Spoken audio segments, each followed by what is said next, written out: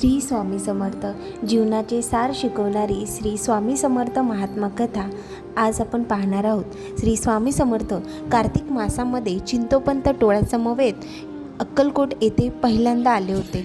त्यावेळेस चिंतोपंतांनी स्वामींना घरी येण्यासाठी आग्रह केला। ते म्हणाले, तुम्ही आमच्या घरी राहावे।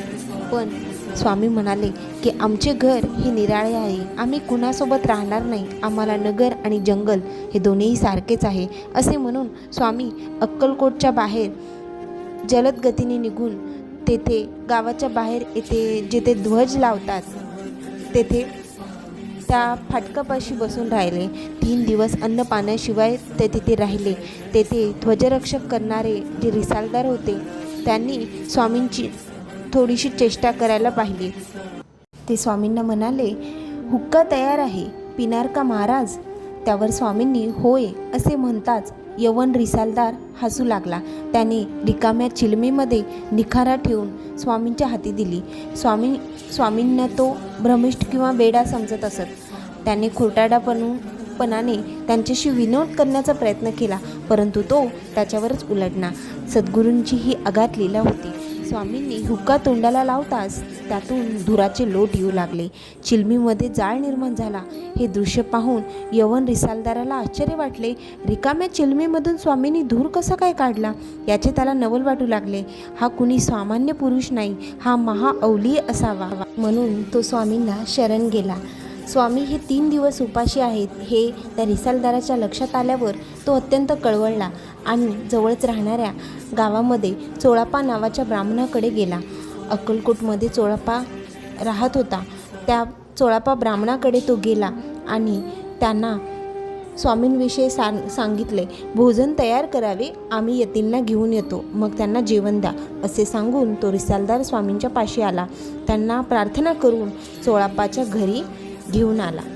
चोळापानेही मोठ्या प्रेमाने महाराजांना भोजन घातले। तेव्हापासून चोळापा हा स्वामींचा निस्सीम भक्त झाला। भक्तिप्रिय स्वामी समर्थ हे चोळापाच्या घरीच राहिले आणि अशा रीतीने ते अक्कलकोटामध्ये कायमस्वरूपी स्थायिक झाले। स्वामीरायांचे अक्कलकोट येथे आगमन झाले तेव्हापासूनच हे स्थान चरणस्पर्शाने प्रसिद्ध झाले। अक्कलकोट या स्थानाची कीर्ती सर्वत्र पसरली आणि सद्गुरूंचे महात्म्य जसजसे दूर दूर पसरत गेले तसतसे स्वामी दर्शनार्थ भाविकांची गर्दी देखील वाढायला लागली। स्वामींचे अनुभव प्राप्त करण्यासाठी अनेक भाविक तेथे येत। काही जण स्वामींची परीक्षा घेण्याच्या निमित्ताने तेथे येत, परंतु त्यांच्या चरणाचे आणि त्यांच्या अगम्य लीलांचे दर्शन झाल्यावर ते स्वामींचे भक्त म्हणवत। स्वामी समर्थांनी अक्कलकोट येथे वास्तव्य करताना अनेक अशा लीला दाखवल्या।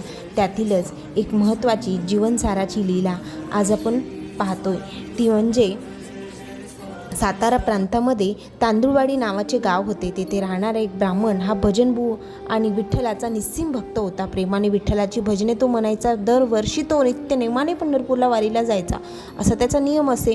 मग भजनीबुवाचा अतिशय गोड आवाज ऐकणाऱ्या मनाचा प्रेमसडात पाझर फुटत सगळे श्रोते तल्लीन व्हायचे। असेच अक्कलकोटमध्ये दत्तावतार स्वामी वास्तव्य करत आहेत अशी बातमी त्याच्या कानावर पडली। त्याला वाटले की आपणही दर्शनाला जावे, म्हणून तो स्वामींच्या दर्शनाला अक्कलकोटला आला। या पुण्यभूमीवर येऊन पोचल्यावर आपले बिराड हे गणपतराव जोशी यांच्या घरी त्याने ठेवले आणि स्वामींची प्रसन्न मूर्ती निरखून पाहत त्यांचे दर्शन घेतले। पूर्ण चंद्राप्रमाणे सर्वत्र पसरलेले चेहऱ्याचे तेज, अजान बाहू, विशाल छाती, सोन्यासारखा झळझळीत देह, कमरेवरचा मेखला असं स्वामींचं रूप त्याच्यासमोर प्रकट झालं आणि स्वामी चरणांना वंदन करून तो दर्शन सौख्याचे समाधान घेऊन परत माघारी परतला। 7 दिवस दररोज तो प्रेमभावे स्वामींच्या दर्शनासाठी येत असे, मात्र तेथून काही त्याचा पाय निघेनासा झाला। अक्कलकोटमधून निघण्यासाठी त्याचं मन तयारच होत नव्हतं। त्याला विठ्ठल दर्शनासाठी पंढरीला जाण्याचा देखील विसर पडला होता, परंतु स्वामींच्या समोर भजन करण्याची तीव्र इच्छा त्याला लागून राहिली होती। ही सर्व स्वामींची लीला होती। मला प्रश्न पडला की स्वामी आपले भजन ऐकतील का? परंतु भक्तिप्रिय स्वामी समर्थांनी भजनीबुवाचे मनोगत घेत म्हणाले की 4 घटका रात्रीची वेळ भजन करण्यासाठी योग्य आहे. स्वामींचे दर्शन घेऊन त्याने लगेचच भजनाला सुरुवात केली. टाळ मृदंग काढला आणि चालू झाला. विठ्ठलाच्या ठिकाणी स्वामींना उपास्य दैवत मानून स्वामींचरणापाशी त्याने भजन करायला सुरुवात केली. परंतु एकात एक विलक्षण असे काय होते हे पाहूया पुढच्या भागामध्ये. श्री स्वामी समर्थ.